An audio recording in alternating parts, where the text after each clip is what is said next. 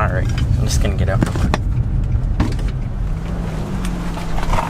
Okay, I just made it to the Navajo Nation, and it's pretty much a nation within a nation. You can't even tell that you crossed, but essentially I'm here to search for America's most widely native spoken language, the Navajo language, and interestingly enough, it is dying in a way and being replaced by English. So essentially I'm going to be heading to the northern extremity of the Navajo Reservation, search for this language, and along the way hear interesting stories about it.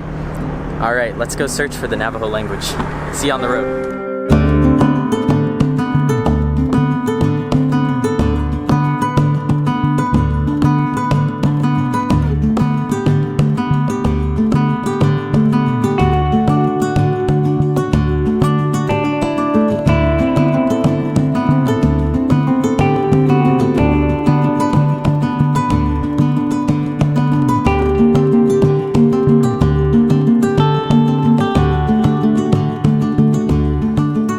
Alright, I just made it to Kayenta, Arizona, and this is considered the gateway to Monument Valley, one of the most spectacular sites in maybe the entire country and possibly the entire world.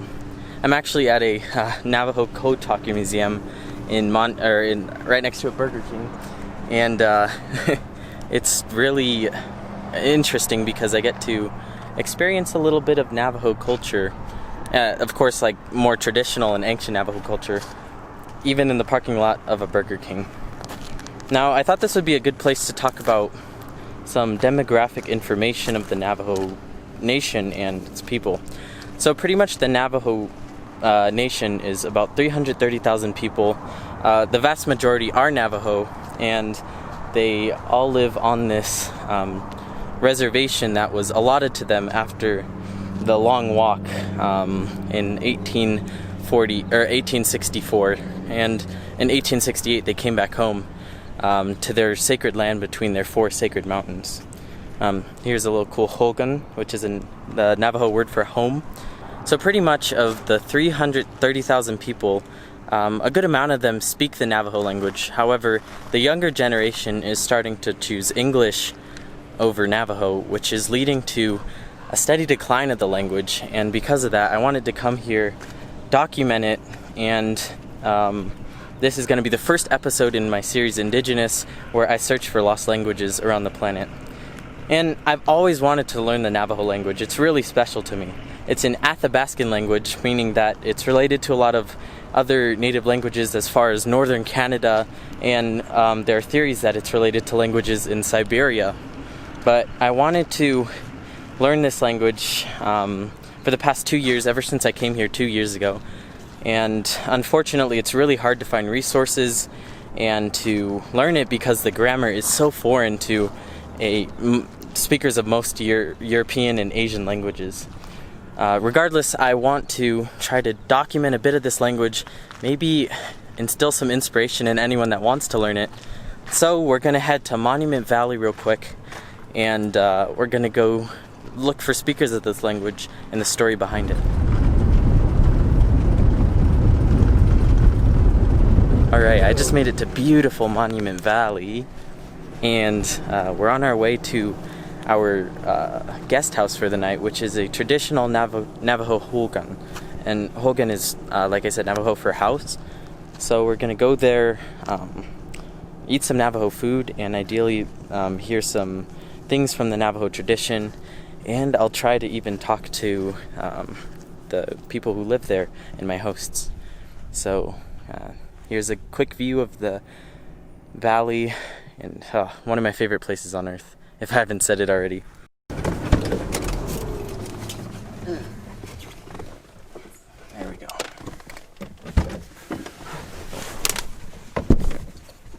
Yeah, thanks, man.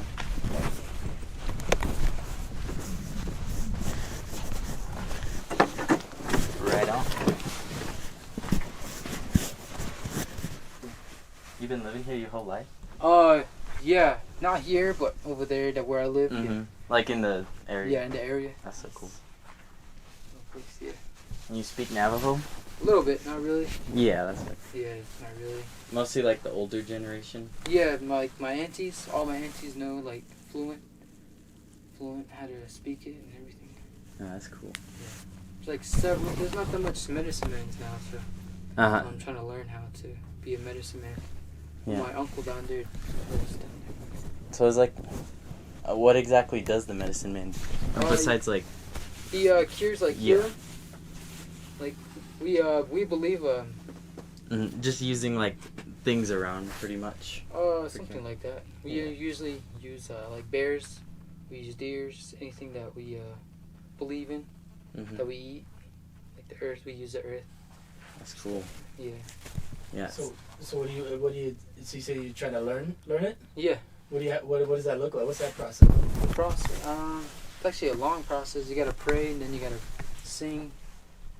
Then you got some stuff to do.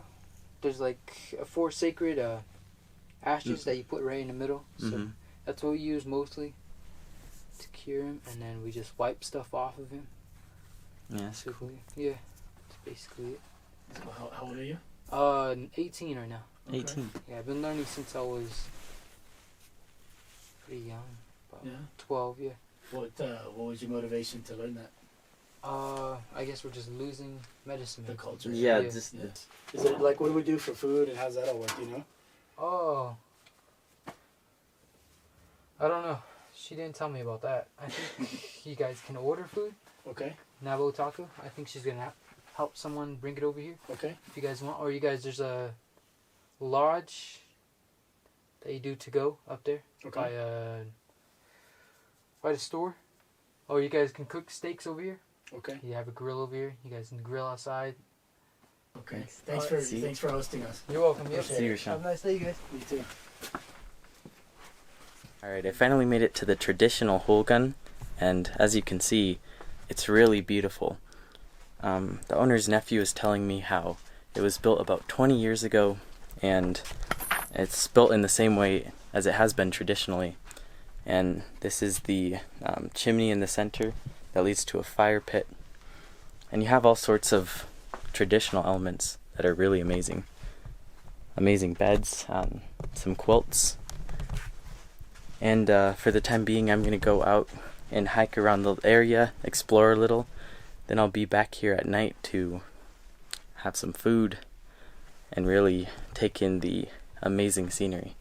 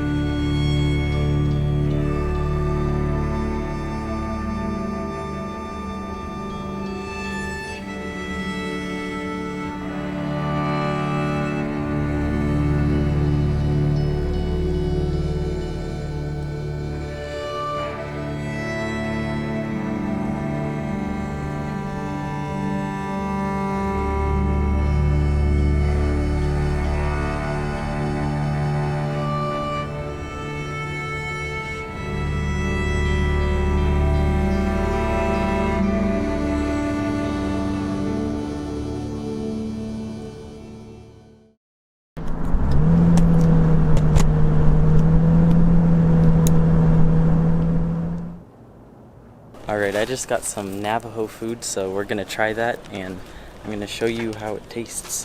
Let's try. Alright, I have with me here some Navajo Fry Bread, which is a very common, traditional, local dish. And essentially it's fry bread. It has brown beans, or pinto beans actually, cheese, and you can vary what's on it, but it has a lot of refreshing ingredients. So we're gonna take a bite of it.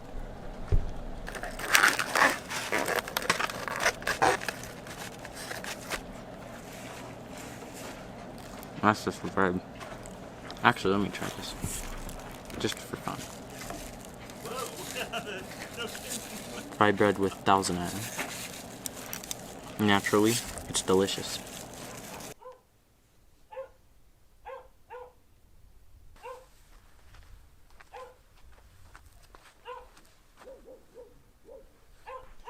Alright, it's night in the Hogan, and we're gonna go stargazing a little at night. I was just outside, and wow, those stars are really, really vivid, a lot more than I thought. And really, when you sit out there and you just stare at them for a few hours, you really realize why people came up with constellations, and they started seeing things in the sky. When there's so many stars, a lot more than you traditionally see in cities, you can really picture things in the sky, and it's really vivid. And you can even see the Milky Way strip just going across the whole night sky.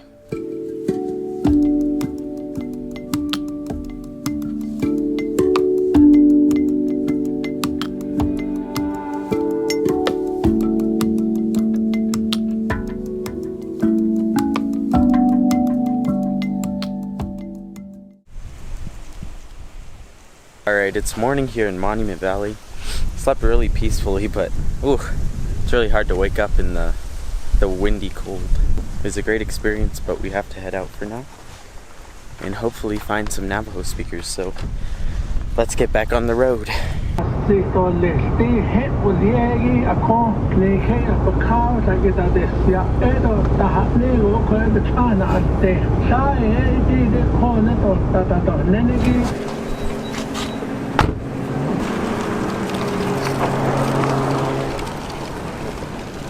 you guys know anyone that speaks Navajo around here? Yeah, we do. Oh, you do? Yeah. I'm just trying to find like speakers of the language. What? Just of the Navajo language. Like Oh. For what, for? Huh? Huh? Do you speak Navajo? Like, Yeah. the Gani Bizadesh Pinita. Is that how you say that? What are you trying to say? Do you speak Navajo? I don't know. Oh, How do you say the that? Neja Yanske. Ah, okay. The Neja? Yeah, like Yesti Yeah. is like I speak, right? Oh, Yanske. Uh-huh. Yanske means you. Yansti. Oh, Yeah, the you. The Neja Yanske, that's you. But me, oh, means yes, I speak Navajo. Oh, the Where you guys- Neja. Are you from here? These guys are, we're from Rock Point. But we Oh. live in Grand Junction, Colorado. That's where we're coming from. Oh, from Colorado. Yeah, that's where we're coming from. We were just passing through here. We didn't even know all these stores are closed. Yeah, that's what I heard. All of them are, like the gas stations are all closed. Grand Junction. So Yeah. that's a long drive, no? We left, what, 5 o'clock this morning? And what, is it going to be 9 hours? 10 hours. 10, 11 hours. Yeah, we didn't even know that all these were closed. We heard about the curfew and all that stuff, but we didn't even know that all these were going to be cruising. It's like a ghost town here. Yeah, it is, really is. Yeah, especially, with all this going on, it's just like... Yeah, the virus. Here's that for your record. Yeah, so... We'll make it through it. Yeah, we just got to be tough. Gotta be strong. All right, we're going to go hit it. Yeah, go on that. Yeah, Bye. Agone. Yeah. Thank you. So although many farms is pretty much closed at this point because of the pandemic and everything, I still was able to find some speakers of Navajo from Colorado actually, and they're really nice, and got to learn a bit more about the Navajo language, so it wasn't as in-depth as I could have expected, but these days you can never tell. So that was the Navajo language for you, and we're going to continue back down towards Chelly.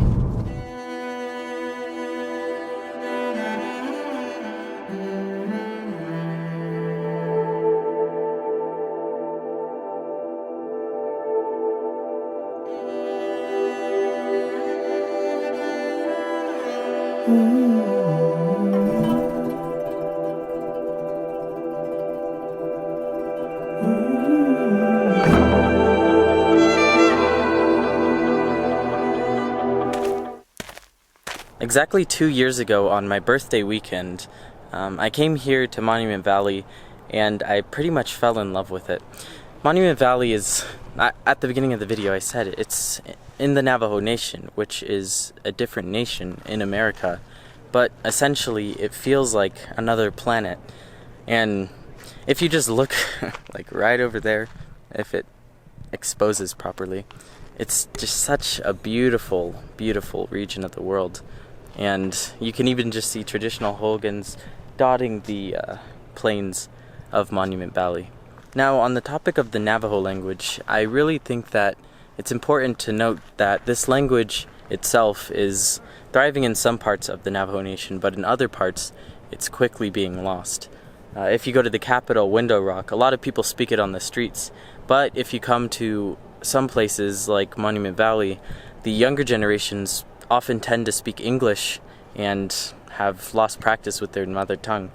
Like the kid I was just meeting earlier, Rashawn, he was telling me how he lost practice and he has essentially lost a part of his culture. Now, unfortunately, there's not much you can do in the realm of linguistics to stop this phenomenon of going to the more important language economically. But if you have the opportunity to show people that their culture is something worth preserving, I think that's the best thing you can do in efforts to preserve this beautiful language, or any beautiful language around the world. So, with this Indigenous series that I started, I want to go around the planet, starting with Asia in a few weeks, where I'm going to search for lost languages and the stories behind them. And I can't wait for you to join along the journey, and we're going to go some amazing places. So thank you.